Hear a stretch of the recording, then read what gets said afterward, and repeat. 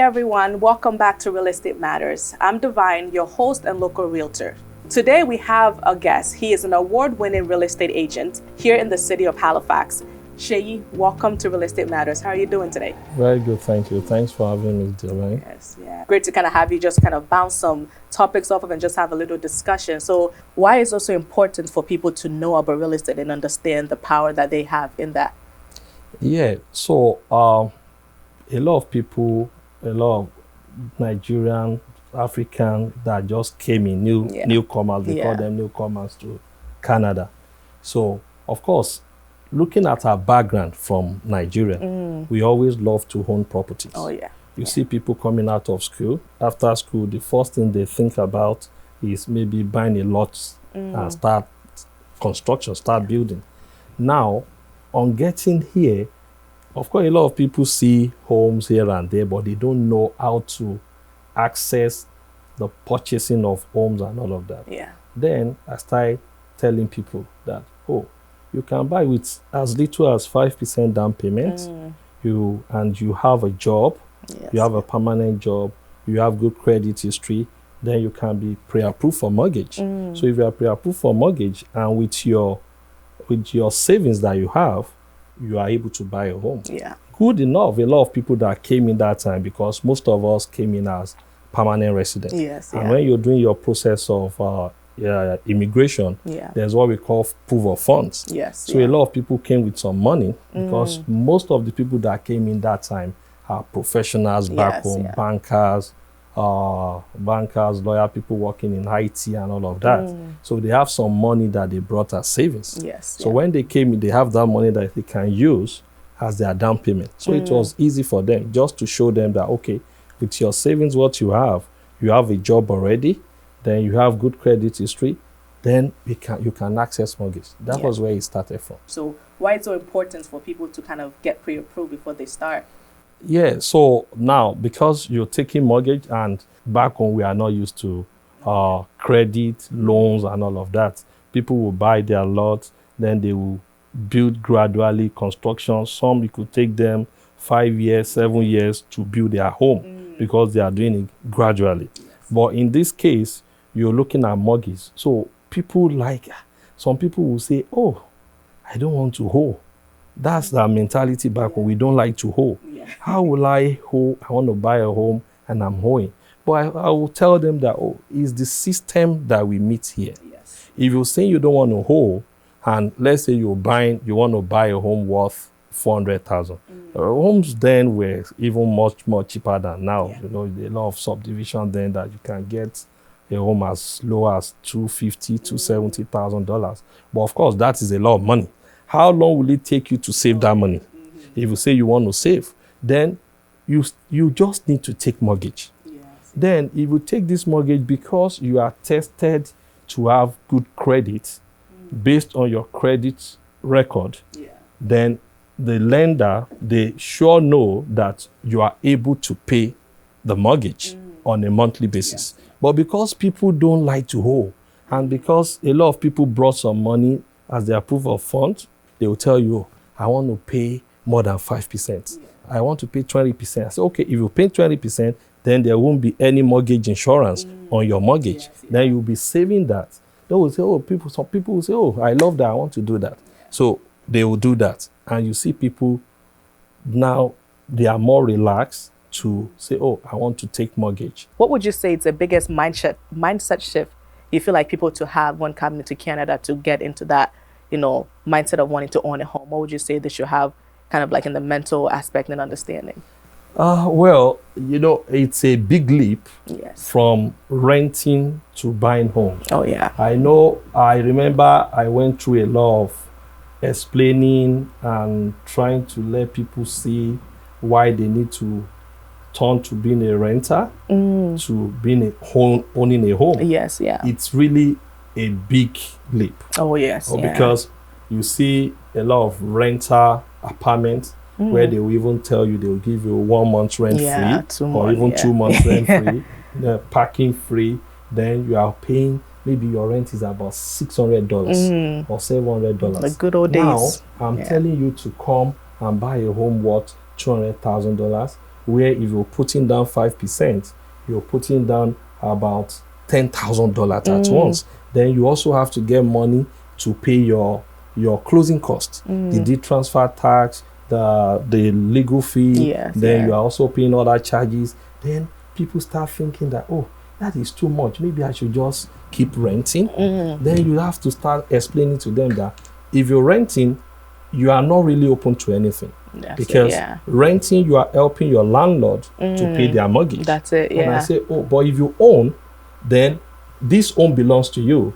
Your equity, the mortgage you're paying on that home is equity for you, and it's like you're saving. And of course, over time, you can also pull out of that equity to buy another home, or if you want to have anything you want to do, maybe renovation, or you want to do a small business, you can take out of it. So people start understanding that, and of course, it was tough, but we were able to do it. Yes. I encourage people to know it's like you're always paying the mortgage, but whose is it yours, building your own equity, or are you helping somebody else build their own wealth and build their own future, right? So just kind of speaking into that, what are ways that people can start preparing now to buy a home, maybe in the next year, 2, 3 years? What are some advice you think people could start preparing?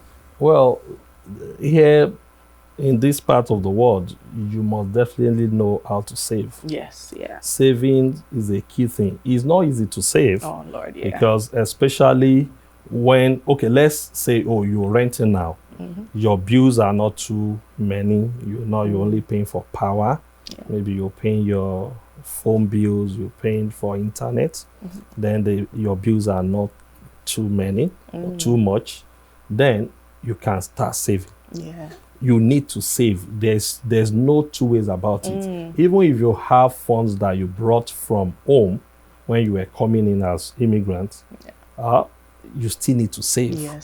So when you can inculcate the habit of saving, then you are about to understand what is happening in this part of the world. You really need to know how to save. So when you save, because I see after the old set of people that came in for maybe from 2016 up to 2019 that came in as a permanent resident, that came in with the approval funds. You see a lot of people from 2020 after COVID that came in as students.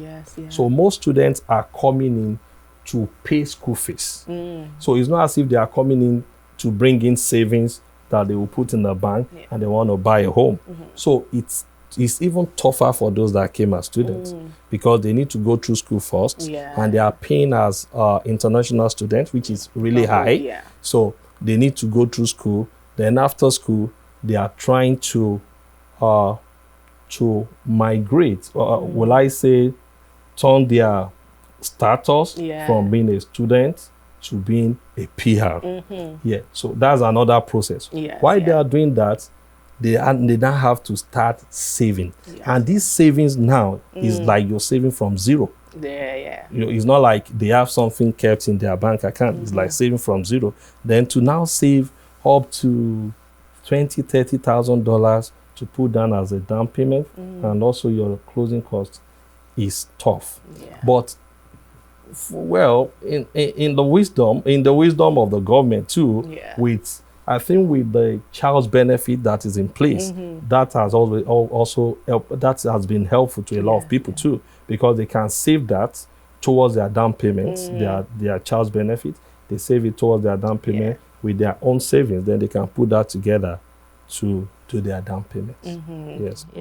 The key thing is you have to save, no matter how much you earn. Even for the doctors that earn a lot, you still have to save something to be able to own a home in this part of the world. And just kind of building off of that, what are some like practical ways that people could save that could eventually add up to down payment? I know that the kind of interest that you get on your savings here is not huge like back in Africa. So people are encouraged to do what we call the TFSA. People put their money there to make it grow. People save in their RRSP.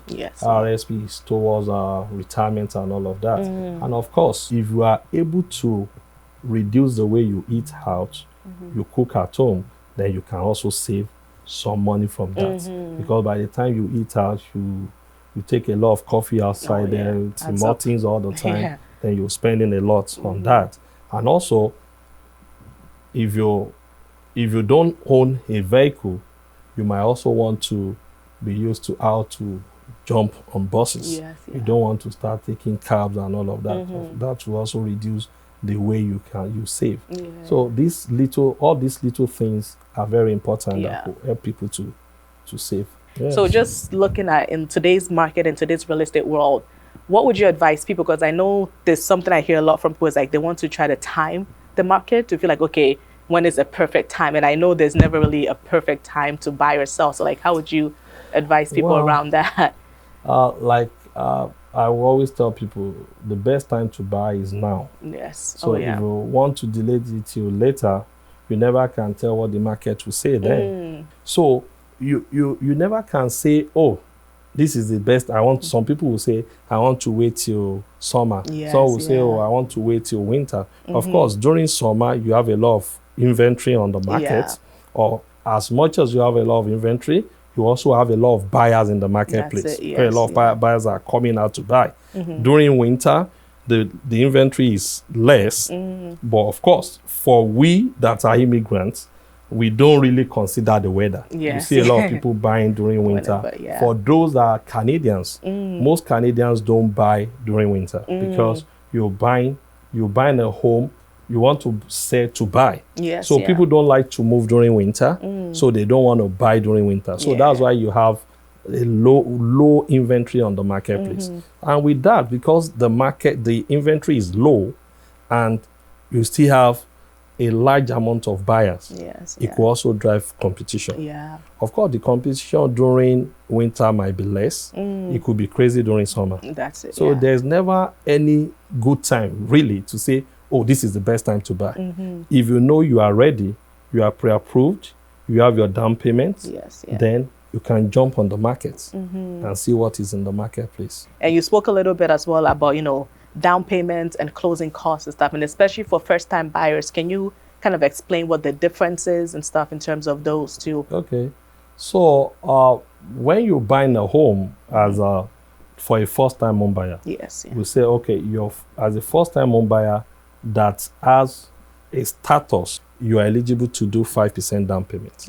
Of course, 5% down payment is based on what you want to buy. If you're buying any home that is more than $500,000, then your first $500,000 will be at 5% down payment. If it is more than that, anything on top of 500,000, then you pay 10% on that for first-time home buyer. But of course, if you're buying for people that are buying maybe for investment purpose or they've owned multiple properties, then at that stage, you cannot do 5% down payment. You'll be required to do 20% down payment. That is what you're putting down towards your mortgage. When you put down your down payment, say 5%, then the lender would add the 95% of the value of the home you're buying to that for you to buy that home. Then, when we talk about closing costs, now I will tell people that closing costs, the biggest part of closing cost is what we call the transfer tax. That is one-off tax payment that goes to the government. Then, if you're buying a home in Halifax, for instance, HRM, your deed transfer tax is 1.5% of the value of that home you're buying that you have to pay at closing. Then, other payment that goes with your closing will be your legal fee. Generally, the lawyer's fee differs. You have some lawyer that will charge $1,000. You have some that will charge more than that, $1,500, $1,200. Then that's part of your closing cost. And there are other charges too, like deed registration, title registration. That is minimum. That could be about $150 or $180. There is a tax, title insurance. Title insurance is to safeguard your boundary because most of the homes here you don't have survey.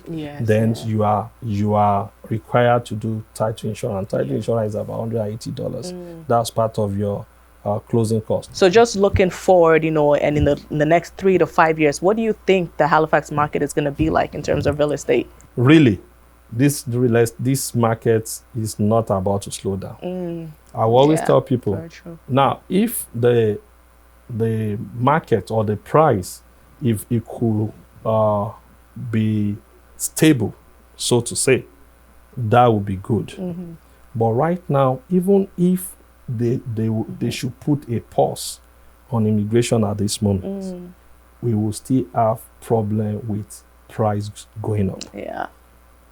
You have a lot of people that have not bought home, people that are renting right now. It's true. If you look at the ratio, the ratio of people that own homes and people that are renting is about 2 to 10.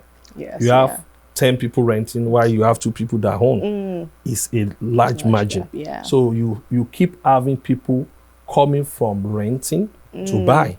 So the market will not slow down. That's true. Secondly, you cannot really increase the number of resale homes on the market. The resale homes are already there. They are built. They are there. The only thing is they are changing hands.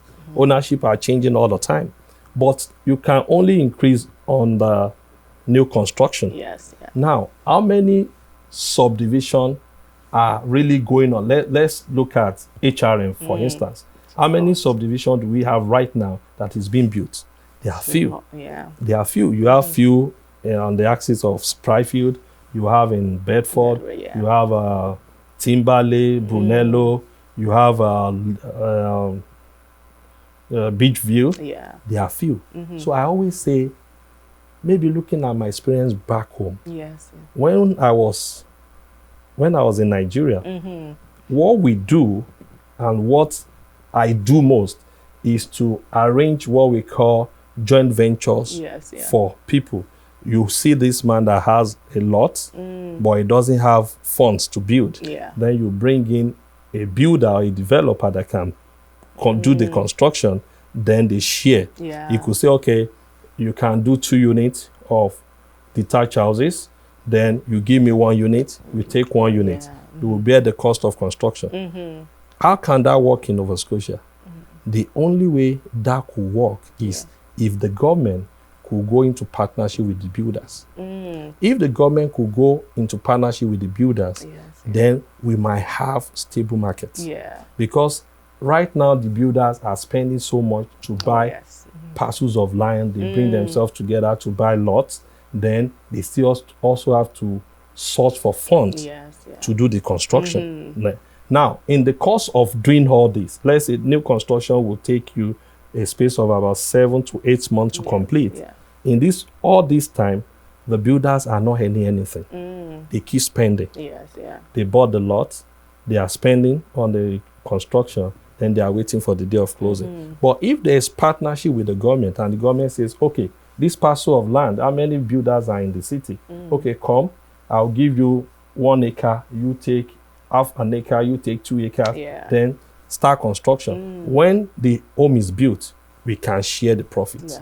Then we are ready for the price to stabilize. But without that, the price will never stabilize. I'm telling you, it will never stabilize. So for you, what's next? Is there like any special project, any vacations, anything coming up?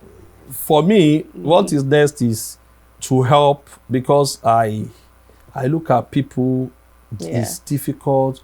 They want to buy a home. I have a lot of clients. They are not qualified for the kind of home they want.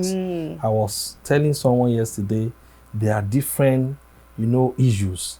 You see people, some people have jobs, but they are not qualified to buy a home. Right? Some people are qualified, they are PR, but they don't have enough. They are not qualified for enough to buy a home. And now, because of our family structure, like Africans, talking about Africans now, our family structures where you have people with 2 kids, 3 kids, the kind of home they will want, they will love to live in, they might not be qualified for it.